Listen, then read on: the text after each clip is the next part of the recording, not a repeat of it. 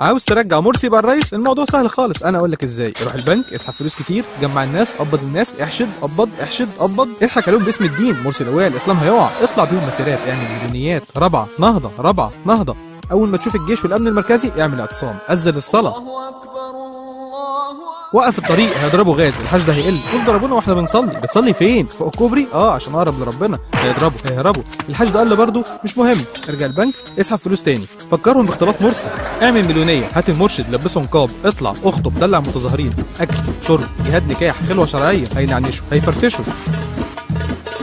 اطلع بيهم مسيرات تاني، روح عند الحرس الجمهوري، استنى، اثبت، استفزهم، اهجم على منشاه عسكريه، بداوا الضرب، اطلع على الجزيره، صوت، اتمسكن، عيط، اطلب تدخل اجنبي، استنجد بامريكا، احرق علم مصر، ارفع علم القاعده، البلتاجي يهدد، صفوت يعرض. مرسي ما رجعش، كلم المرشد اساله اعمل ايه، ما ردش، كلمه تاني، ما ردش، اتصل يكنسل. افتح التلفزيون، شوف اخر الاخبار ايه، الببلاوي رئيس وزراء، ايه عين الوزراء، وكمان حلفوا اليمين ما فيهمش ولا واحد اخوان، كل حاجه راحت. ارجع رابعه، خد لك كوبايه شاي، بس كده. 30/6 ثوره مش انقلاب.